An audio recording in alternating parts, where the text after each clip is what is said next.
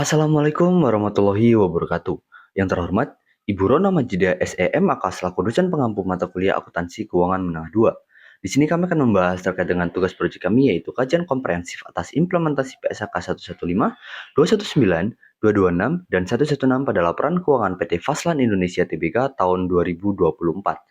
Namun sebelum itu, perkenalkan kami dari kelompok 14 dengan anggota yang pertama ada Yosefi Suryaharyono dengan NPM Air 003, yang kedua ada Violeta Ramadhani dengan NPM Air 093, yang ketiga ada Septian Dwi Ramadan dengan NPM Air 119, dan yang keempat ada Risha Revi Rosdiana dengan NPM Air 1145.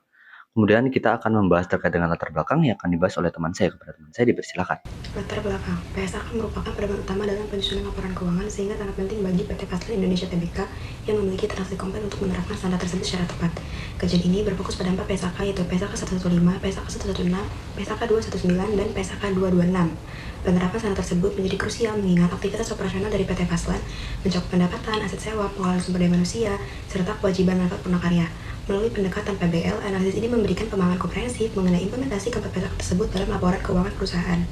Selanjutnya, profil perusahaan PT Faslan. Nama perusahaan PT Faslan Indonesia Tbk dengan kode saham FAS, tanggal pendirian 21 Februari 2011, bidang usaha real estate, sektor properti dan real estate, subsektor properti dan real estate, serta industri pengelola dan pengembang real estate. Lalu visi menjadi pengembang gudang terkemuka yang dibangun sesuai kebutuhan yang terus memberikan fasilitas dan layanan logistik berkualitas tinggi untuk memenuhi kebutuhan pelanggan dengan misi mengembangkan solusi fasilitas logistik kelas dunia dan modern untuk pelanggan, membangun hubungan jangka panjang dan saling menguntungkan dengan mitra bisnis, mengembangkan dan melibatkan talenta untuk menjadi inovatif dan efisien dalam memenuhi tujuan serta cita-cita semua pemegang saham, serta memaksimalkan laba dengan menerapkan disiplin keuangan yang baik dalam semua investasi dan rencana investasi. Selanjutnya, yaitu overview kinerja keuangan laporan posisi keuangan. Total aset PT Faslan Indonesia Tbk tahun 2024 sebesar 515,8 miliar, turun 1% dibandingkan tahun 2023. Penurunan terutama dipengaruhi oleh kas dan setara kas, turun sebesar 28%, serta piutang usaha dan piutang lain-lain masing-masing turun sebesar 23%. Aset tidak lancar didominasi oleh properti investasi yang mencapai 30% dari total aset tahun 2024. Selanjutnya, total liabilitas tahun 2024 turun sebesar 13% menjadi 138,2 miliar, terutama karena penurunan pendapatan diterima di muka dan utang bank jangka panjang. Ekuitas tahun 2024 meningkat 4% menjadi 379,5 miliar, didorong oleh kenaikan saldo laba sebelum dicadangkan sebesar 8,7%. Saldo laba dicadangkan tetap sebesar 180 miliar tanpa perubahan. Overview kinerja keuangan laporan laba rugi. Laba bersih di tahun 2024 turun 85% menjadi 14,8 miliar dari 98,8 miliar di tahun 2023. Total penghasilan komprehensif juga turun 85% dari 98,9 miliar di tahun 2023 menjadi 14,8 miliar di tahun 2024. Laba bersaham menurun drastis dari 32,93 miliar di tahun 2023 menjadi 4,84 miliar di tahun 2024. Overview kinerja keuangan laporan perubahan ekuitas. Di tahun 2023, ekuitas naik 83,65% menjadi 364,7 miliar yang didorong oleh modal IPO, laba bersih, dan penghasilan komprehensif lain. Di tahun 2024, mencatat tambahan ekuitas waran 2,1 juta, namun kinerja keuangan menurun karena membukukan rugi tahun berjalan sebesar 14,7 miliar, serta rugi komprehensif lain sebesar 23,6 juta. Total ekuitas pada akhir 2024 tercatat 379,5 miliar, mengalami kenaikan tipis sebesar 14,8 miliar atau 4,06%. Saldo laba dicadangkan tetap 180 miliar di tahun 2023 sampai 2024. Overview kinerja keuangan laporan arus kas. Arus kas operasi turun drastis dari positif 13,9 miliar di tahun 2023 menjadi 39,4 juta di tahun 2024. Arus kas investasi berkurang 76,88% dari 108,1 miliar di tahun 2023 menjadi 25 miliar di tahun 2024. Arus kas pendanaan turun 79,14% dari 104,7 miliar di tahun 2023 menjadi 21,9 miliar di tahun 2024. Kas akhir tahun turun 28,13% dari 11,3 miliar di tahun 2023 menjadi 8,1 miliar di tahun 2024. Overview kinerja keuangan laporan perubahan ekuitas. Berdasarkan tabel dari kelima jenis rasio di tahun 2023 dan tahun 2024, yang pertama yaitu Return of Asset atau ROA. ROA di tahun 2024 turun menjadi 4,22% dari 4,56% pada tahun 2023, yang menunjukkan efisiensi pemanfaatan aset dalam menghasilkan laba bersih menurun. Yang kedua, Return of Equity atau ROE. Di tahun 2024 turun menjadi 5,74% dari 6,51% pada 2023, yang menandakan penurunan kemampuan perusahaan menghasilkan laba dari ekuitas. Selanjutnya, yang ketiga, Debt to Asset Ratio atau DAR, pada tahun 2024 turun menjadi 26,41% dari 29,95% pada tahun 2023, yang menunjukkan struktur modal lebih sehat dari porsi utang terhadap aset semakin kecil. Yang keempat, Debt to Equity Ratio atau DER. DER pada tahun 2024 turun menjadi 35,90% dari 42,82% pada tahun 2023, yang menunjukkan ketergantungan pada utang berkurang dan struktur modal tetap aman karena ekuitas lebih besar dari kewajiban.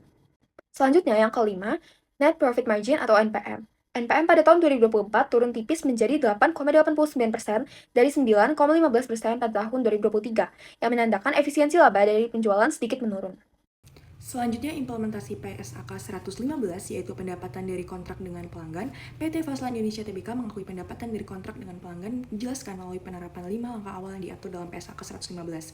Pertama, pengakuan pendapatan hanya dapat dilakukan setelah mengidentifikasi adanya kontrak yang sah antara entitas dan pelanggan. Kedua, mengidentifikasi kewajiban pelaksanaan. Dalam kontrak, janji perusahaan menyerahkan barang atau jasa yang memiliki karakteristik berbeda dan memberikan manfaat diperoleh pelanggan. Ketiga, menetapkan harga transaksi berdasarkan jumlah imbalan yang berhak diterima atas pemenuhan kewajiban pelaksanaan. Selanjutnya, penerapan langkah keempat, perusahaan menyatakan bahwa alokasi harga transaksi dilakukan dengan menggunakan dasar harga jual berdiri sendiri relatif dari setiap barang atau jasa yang dijanjikan dalam kontrak. Lalu yang kelima, perusahaan mengungkapkan pendapatan diakui ketika kewajiban pelaksanaan telah terpenuhi, yaitu pada saat perusahaan menyerahkan barang atau jasa kepada pelanggan dan pelanggan telah memperoleh kendali atas barang atau jasa tersebut. Selanjutnya, tidak ada aset kontrak jangka panjang yang secara signifikan dijelaskan dalam laporan posisi keuangan, dan sebagian besar hak perusahaan atas imbalan dari pelanggan yang kewajiban kinerjanya telah dipenuhi langsung dicatat sebagai piutang usaha jangka pendek, yang mana hal ini sesuai dengan PSAK 115 paragraf 105-108 yang menyatakan bahwa aset kontrak hanya diakui apabila hak atas imbalan masih bersifat bersyarat. Lalu tidak ada aset kontrak jangka panjang yang signifikan karena perusahaan sering menerima pembayaran sewa di awal sebelum seluruh jasa diberikan, maka timbul pendapatan diterima di muka yang dicatat sebagai liabilitas kontrak. Penyajian ini sesuai dengan PSAK 115 paragraf 106 yang mengatur pembayaran di muka harus diakui sebagai liabilitas hingga kewajiban pelaksanaan terpenuhi. Lalu, arus kas dari kontrak dengan pelanggan diklasifikasikan sebagai aktivitas operasi. Dalam laporan arus kas, seluruh penerimaan dari kontrak dengan pelanggan termasuk dari sewa gudang dan jasa pemeliharaan disajikan sebagai arus kas dari aktivitas operasi. Yang mana ini mengikuti ketentuan PSAK 115 paragraf 117 yang menyatakan bahwa arus kas terkait pendapatan utama harus diklasifikasikan sesuai sifat aktivitas tersebut. Lalu, pengungkapan waktu pemenuhan dan estimasi harga transaksi. Dalam CALK, perusahaan menjelaskan kewajiban dipenuhi sepanjang waktu dan harga transaksi dialokasikan menggunakan harga jual berdiri sendiri relatif. Lalu perusahaan juga mengungkapkan terdapat estimasi manajemen terkait imbalan variabel yang menjadi pengungkapan penting ketidakpastian pendapatan di masa depan yang mana sesuai dengan PSAK 115. Implementasi PSAK 116 terkait sewa. Identifikasi kontrak sewa. PT Faslan menjelaskan perusahaan mengevaluasi setiap kontrak untuk menentukan apakah kontrak tersebut mengandung sewa dengan melihat apakah terdapat hak untuk mengendalikan penggunaan aset tertentu dan mendapatkan manfaat ekonomis. Sesuai dengan PSAK 116 paragraf 11 dengan 11 menegaskan bahwa suatu kontrak mengandung sewa bila entitas memiliki hak mengendalikan penggunaan aset mendasar dalam jangka waktu tertentu untuk imbalan. Penentuan masa sewa dan pertimbangan profesional. Pada catatan 2, perusahaan mencatat bahwa penentuan masa sewa mempertimbangkan adanya opsi perpanjangan, opsi penghentian, dan pertimbangan ekonomi. Hal ini mencerminkan ketentuan PSAK 116 paragraf 18-21 yang menyebut masa sewa terdiri dari periode tidak dapat dibatalkan, opsi perpanjangan, dan opsi penghentian bila cukup pasti akan dieksekusi. Kebijakan praktis untuk sewa jangka pendek. Perusahaan tidak mengakui aset hak guna maupun liabilitas sewa untuk kontrak sewa jangka pendek yang kurang dari 12 bulan dan memilih untuk membebankan pembayaran sewa sebagai beban sewa. Ini sesuai dengan PSAK 116 paragraf 5-8 yang memperbolehkan entitas untuk tidak mengakui aset hak guna dan liabilitas sewa jika sepenuhnya memilih pendekatan praktis. Perusahaan sebagai penyewa. PT Faslan menyewakan gudang dan properti melalui kontrak sewa. Dalam catatan 21, pendapatan sewa dicatat sebagai sewa operasi karena perusahaan mempertahankan risiko dan manfaat kepemilikan aset. Sesuai dengan PSAK 116 paragraf 61-64 yang menyatakan bahwa sewa digolongkan sebagai sewa operasi jika risiko dan manfaat kepemilikan aset tidak secara substansial dialihkan kepada penyewa. Pengakuan pendapatan sewa operasi. Dalam catatan 21, perusahaan mengakui pendapatan sewa gudang dengan metode garis lurus sesuai dengan PSAK 116 paragraf 81 sampai dengan 86 yang mewajibkan pengakuan pendapatan sewa secara sistematis dan konsisten. Berikutnya pengungkapan pendapatan sewa. PT Faslan mengungkapkan jumlah pendapatan sewa termasuk persentasenya terhadap pendapatan usaha yang merupakan bentuk pengungkapan sesuai dengan PSAK 116 paragraf 90B yang meminta pengungkapan penghasilan dari sewa operasi secara terpisah. Informasi kualitatif dan risiko aset sewa. PT Faslan mengungkapkan dalam catatan 31, perusahaan memiliki perjanjian pengalihan kepemilikan PPJB dan AJB menunjukkan aset yang disewakan berada dalam pengendalian perusahaan dan memiliki risiko hukum sesuai dengan PSAK 116 paragraf 92 tentang penggunaan risiko atas hak residual aset dan pengelolaannya. Berikutnya informasi kualitatif dan risiko aset sewa. Dalam catatan 26, perusahaan menyebut adanya sewa gudang yang dilakukan dengan pihak berelasi. Informasi ini diwajibkan diungkapkan dalam PSAK 116 paragraf 32 karena berkaitan dengan risiko, manfaat, dan struktur sewa. Penyajian di laporan arus kas. Dalam laporan arus kas, pembayaran sewa tidak diklasifikasikan sebagai pendanaan karena bersifat sewa operasi. Sesuai dengan PSAK 116 paragraf 50C yang mengatur bahwa pembayaran sewa operasi dicatat sebagai aktivitas operasi. Tidak ada aset hak guna atau liabilitas sewa pembiayaan karena tidak ditemukan akun aset hak guna atau liabilitas sewa yang menunjukkan bahwa perusahaan tidak memiliki sewa pembiayaan yang signifikan. Sesuai dengan PSAK 116 paragraf 47 sampai dengan 50 bahwa tidak ada aset atau liabilitas sewa tidak perlu disajikan tetapi cukup diungkapkan dalam kebijakan. Selanjutnya kita masuk pada implementasi PSAK 219 yaitu terkait dengan imbalan kerja. Dalam catatan 17 laporan keuangan PT Faslan Indonesia Tbk menjelaskan risiko signifikan yang mempengaruhi kewajiban imbalan pasti, antara lain yaitu perubahan tingkat diskonto dan tingkat kenaikan gaji. Hal ini sesuai dengan PSAK 219 paragraf 76 sampai 85 yang mensyaratkan entitas untuk memberikan informasi mengenai asumsi aktuaria, metode penilaian, serta analisis jatuh tempo kewajiban. Selanjutnya, PT Faslan Indonesia Tbk mencatat beban akrual gaji dan tunjangan sebesar 289,6 juta sebagai liabilitas jangka pendek, serta mengakui beban gaji dan tunjangan sebesar 4,58 miliar dalam laporan laba rugi sebagai beban umum dan administrasi.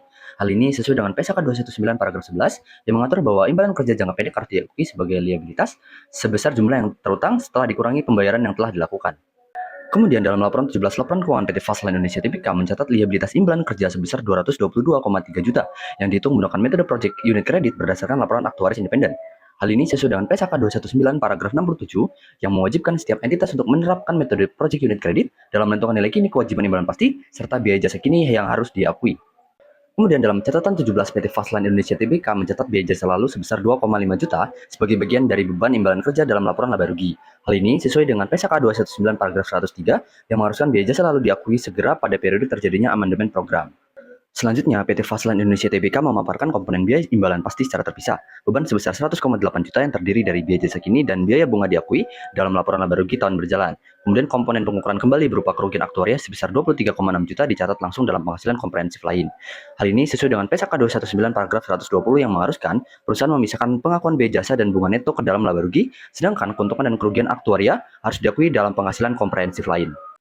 Kemudian dalam catatan 17 PT Faslan Indonesia Tbk mengungkapkan dua risiko utama terkait dengan program imbalan pasti yaitu risiko perubahan tingkat diskonto dan juga risiko kenaikan gaji. Hal ini sesuai dengan PSAK 219 paragraf 139 yang mengharuskan perusahaan menjelaskan karakteristik program imbalan pasti serta risiko yang dapat mempengaruhi besarnya kewajiban program. Implementasi PSAK 226, akuntansi dan pelaporan program manfaat punakarya. Berdasarkan laporan keuangan PT Faslan Tbk tahun 2024, tidak ditemukan adanya program pensiun terpisah, aset program, kewajiban aktuaria, maupun pengungkapan yang menunjukkan keberadaan program manfaat pasti atau iuran yang pasti dikelola secara mandiri, yang menunjukkan bahwa perusahaan tidak berada dalam ruang lingkup PSAK 226, sehingga standar tersebut tidak memberikan dampak langsung terhadap penyusunan laporan keuangan. Secara keseluruhan, implikasi PSAK 226 bagi PT Faslan Tbk tahun 2024 adalah bahwa standar ini tidak berpengaruh terhadap komponen laporan keuangan perusahaan. Baik, berdasarkan hasil kajian terhadap laporan keuangan PT Faslan Indonesia Tbk tahun 2024, dapat disimpulkan bahwa perusahaan telah menerapkan PSAK 115, PSAK 116, dan PSAK 219 secara konsisten, akurat, dan sesuai dengan ketentuan. Sedangkan PSAK 226 tidak diterapkan karena tidak terdapat program manfaat prakarya. Penerapan PSAK 115 dilakukan melalui 5-step model pengakuan pendapatan dengan mengungkapkan estimasi imbalan variabel yang transparan. PSAK 116 diterapkan melalui identifikasi kontrak sewa dan pencatatan sewa operasi secara garis lurus, serta PSAK 219 diterapkan dengan mengungkapkan komponen imbalan kerja dan risiko aktuaria secara lengkap. Secara keseluruhan, penerapan standar akuntansi menunjukkan komitmen perusahaan terhadap transparansi, keandalan, dan kepatuhan dalam penyusunan laporan keuangan. Sekian yang dapat kami sampaikan. Kami mohon maaf jika ada kesalahan dalam penyampaian kami, dan jika teman-teman ada yang ingin ditanyakan bisa disampaikan dalam kolom komentar. Kami akhiri. Wassalamualaikum warahmatullahi wabarakatuh.